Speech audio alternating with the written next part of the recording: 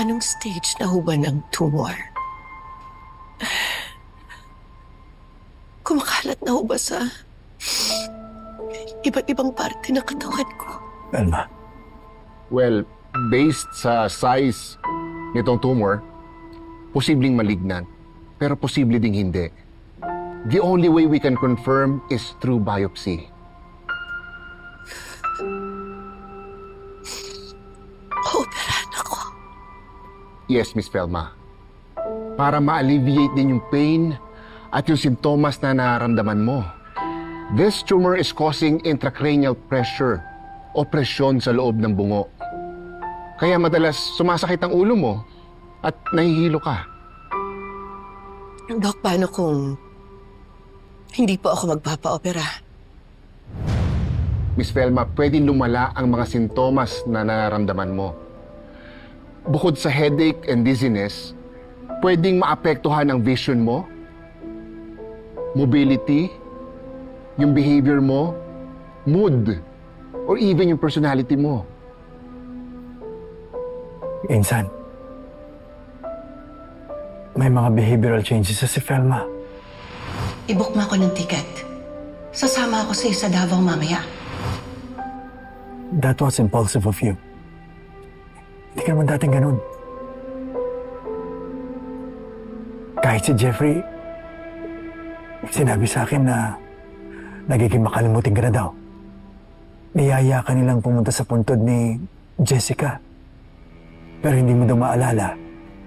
Tapos may mga pagkain kang kinain na hindi mo naman dati gusto. Hindi ko maalala. Minsan, magpapa-opera ba si Velma? Gagaling naman siya agad, di ba? Mawawala yung mga symptoms. At malaki yung chance na hindi na babalik yung tumor. I can't guarantee anything, Insan. Pero one thing's for sure. Once mabiopsy natin yung tumor na yan, we can work on a treatment modality specific to her case. Pwedeng chemotherapy or radiation. That is kung cancerous ang tumor. Pero hindi pa rin pala ako gagaling completely.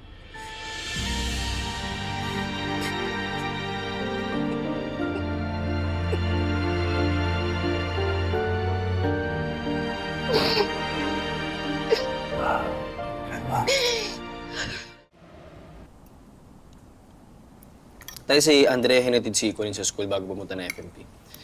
Susunod na rin ako doon pagkatapos, ha? Jeff, baka naman pwede tawagan mo yung nanay mo, kausapin ko lang. Bakit tayo nag-start na yung conference, eh? Hindi, subukan mo lang, baka sumagot na. Sige. Doon ko tawagan tayo, kasi mahina signal dito, eh. Sige.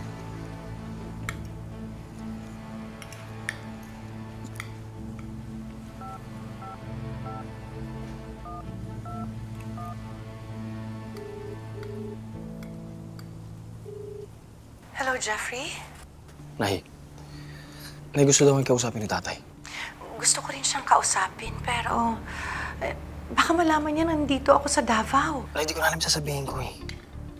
Ang alam kasi ni tatay, may conference kayo sa Batangas. Sorry, anak, ha? Napilitan kayong magsinungaling. Jeff! Jeff, anak! Nanay mo na ba yan? Oh, hello, Velma. Salamat naman at nakabalik ka na. Oo, susurpresahin nga sana kita kaso wala ka naman dito. Velma, miss na kita. Miss na rin kita, Manuel. Ilang araw ka pa ba dyan? Ha? Kailan ka uuwi? Ha? Naku, Manuel, tinatawag na ako ni Paz. Mag-uumpisa na daw yung conference. Mag-usap lang tayo, ha, sa susunod. Hello, Velma. Velma. Hello.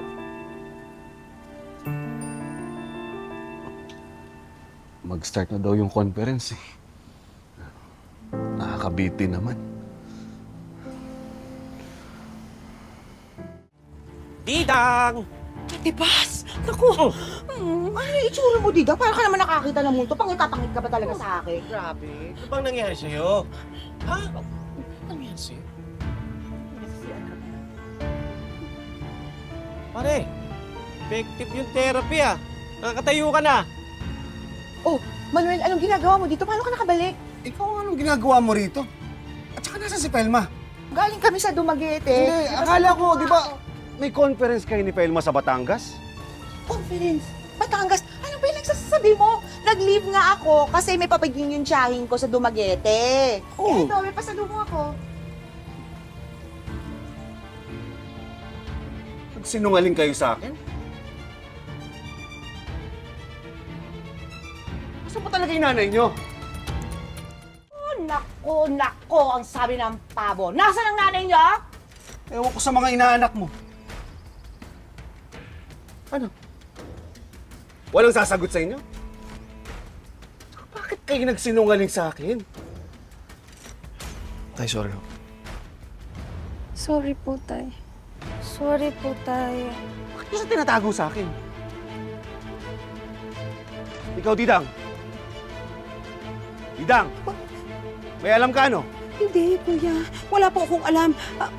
Next month, kuya. Cross my heart. Hope you die. Hope I die. Jeff, tawagan mo yung nanay mo. Sige na, tawagan mo! Jeff!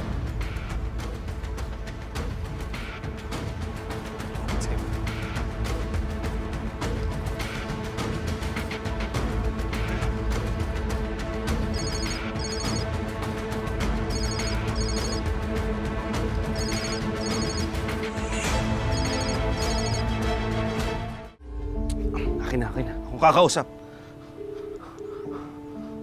Di mo ba sasagutin yan? Kasi kung ano-ano pa yung itatanong nila eh. Mahihirapan akong sagutin. Baka hindi ko mapigilan yung sarili ko. Masabi ko sa kanila yung totoo. Baka hindi nila kayanin.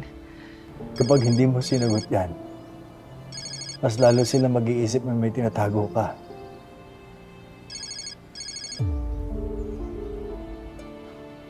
Bakit di niya sinasagot?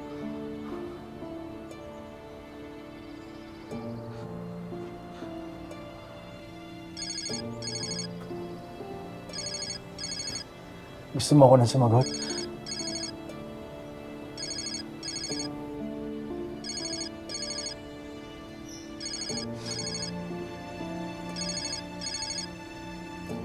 Hello, Jeffrey? Noah?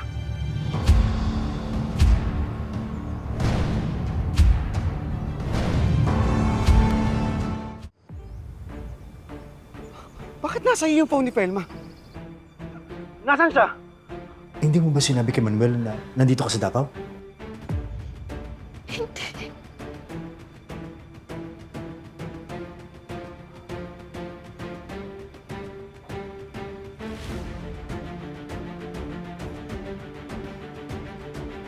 Manuel, pasensya na ha. Busy si Pelma eh. Nasa meeting, hindi ko maistorbo. Noah, hindi ako naniniwala. Alam ko na walang conference, wala siya sa Batangas. Ngayon, sagutin mo yung tanong ko.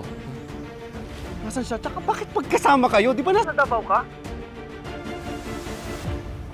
Ikaw, Jeffrey, sabihin mo sa akin, anong nakain ng nanay mo at bigla na lang siya fly sa Davao? Hindi ka namin alam, Ninang eh. Ano hindi niyo alam? Ay. Ano yun? Sumama kay Noah? Nakipagtanan? Ay, kung maingay din, baka bigla kang marinig ni Manuel. Ano ba naman yan? Kayo, ako. Sana tinimbrihan niyo muna ako, di ba? Para na lang hindi kami biglang nag-appear dito. Mukha na naman nilaglag ko yung nanay mo. Noah, pwede ko ba makausap si Pelma? Eh, hindi ko na alam kung ano sasabihin ko. Hindi ko malulusot sa Manuel. Pwede ba ikaw na kumausap sa kanya?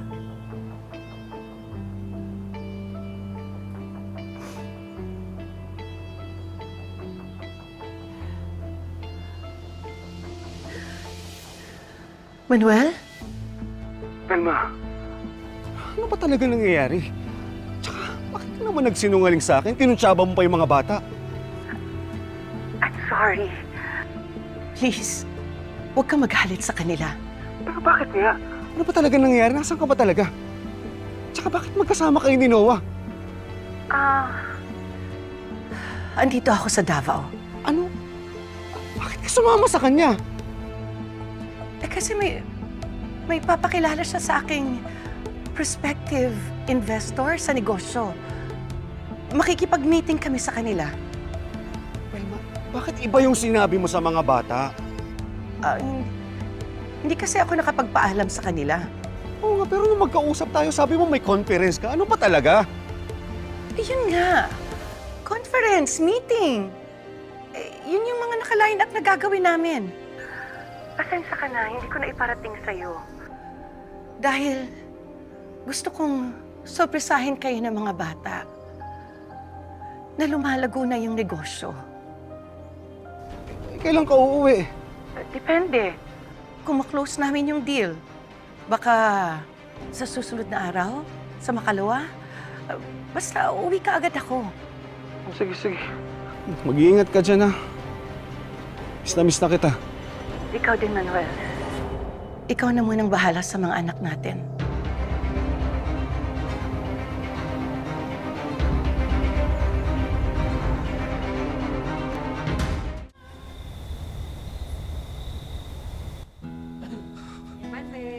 Ay. Sige. Tay, mag-iingat ka dun, ha? Kayo din, ha? Tsaka tandaan niyo yung bilin ko. Tsaka huwag niyo sasabihin sa nanay niyo na pupuntahan ko siya. Masisira yung surprise ko. Opo naman, Tay.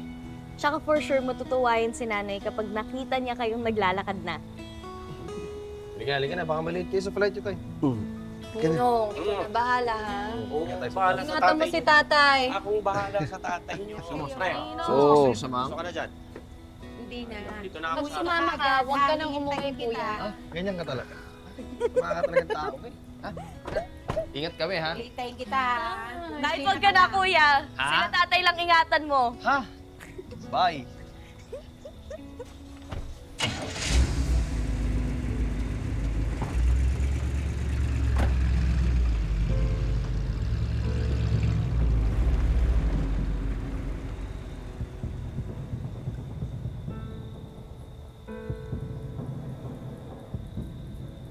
Ate, tama lang ba na pinayagan natin si tatay?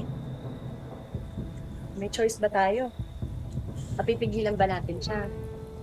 Ate, bakit ba kasi tayo nagigilty for nanay? Eh, wala naman siyang ginagawang masama, di ba? Magkaibigan lang sila ni Tito Noah. Ayun na nga. Magkaibigan sila. Tapos sumama siya nang siya lang. Tapos biglaan pa. Kahit sabihin pa natin na negosyo yung pinuntahan nila, parang hindi pa rin dapat sumama si nanay. Alam naman din niya na pinagseselosan ni tatay si Tito Noe. Hindi ko talaga maintindihan, hindi ko magets. Nako, bago pa dumami yung opinion yung dalawa, pasok. Dali. Oo. Na magsasara nito. Sige na, pasok. Huwag na kayo magtalo tungkol dyan. Hakalimutan nyo muna yan.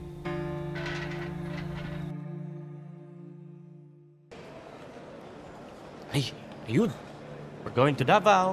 Pare, selfie muna tayo. Ano? Oo. Para mamaya na yan. Oo. Ha?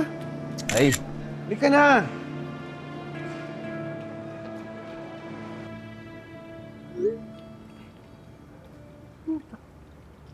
Friend, tingnan mo to.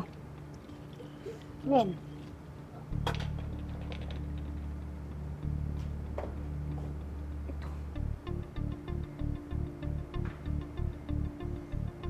Mga cheater. Saan kaya sila pupunta? Malamang mag-honeymoon. Kasama si Abel? Siyempre, ihatid lang sila. Tulog din ako sa film landing yan, no? Hindi na nakapagpigil. Kilalad ka yung asawa ko kung saan-saan. Di na nahiya.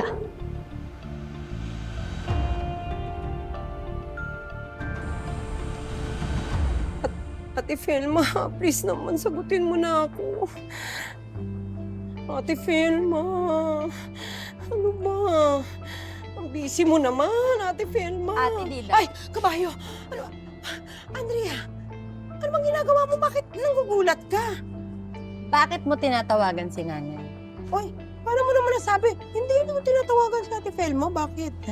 Pero dinig na dinig kita. Sabi mo, Ate Pelma, please pick up. Bakit? Ganun ako?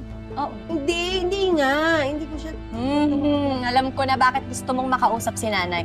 Ichi-chismis mo sa kanyang gusto siyang puntahan ni tatay, ano? O hindi, ano? Bakit naman? O bakit, Aber? Bakit mo siya tinatawagan? Kasi gusto ko lang ma-sure na hindi dumadamove sa kanya si Sir Noah. Kasi alam mo naman, Kuya Manuel lang ang gusto ko para sa Ate Felma ko. Team Manuel ako all the way! All the way. Oo. Alam ko, Ate Dina. Oh. Baka talaga eh. Uy, hindi talaga. Day one, ganyan ka na talaga. Naku, kilala na kita. Pag-isipan. Uy, Andrea!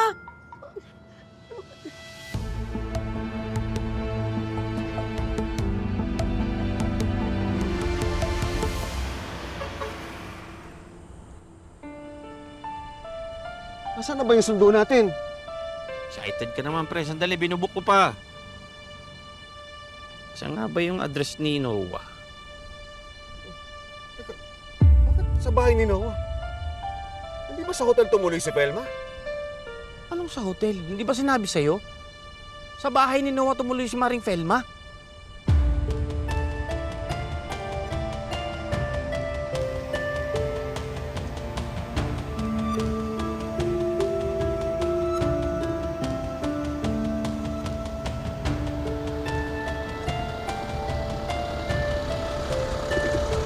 Ito na po yung address na hinahanap niya. Ay, dito na ako, pre.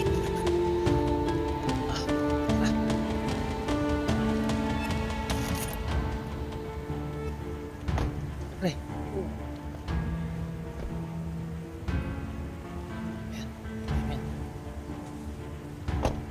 Sunod na lang yung bag, ah.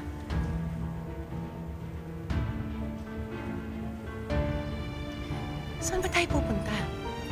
Ganito, I want to bring you to the best spots in Davao. Pero bago yon, magbe-breakfast muna tayo dun sa restaurant ng kaibigan ko. Masarap ang pagkain doon. Para makapag-relax ka man lang bago ka bumalik na Maynila, ano?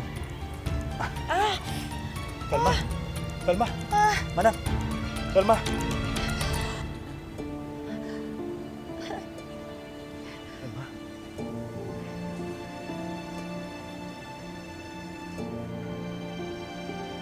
Felma?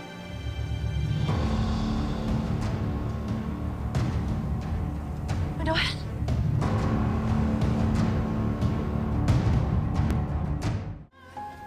Manuel? Diyos ko!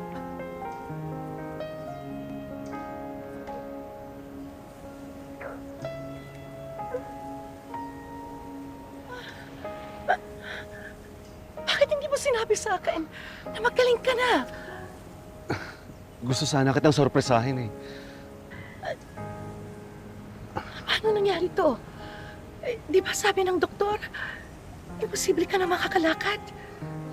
Nagpursige ako sa therapy. Gusto kong gumaling kaagad para sa inyo ng mga bata. Pinag-igihan niya yung exercise, Mare. Pati ako, naka-workout. Felma, simula pa lang ito. Pinapangako ko sa'yo, gagawin ko lahat para maging masaya yung pamilya natin. At hindi na tayo maghihiwalay ulit. Pangako yan.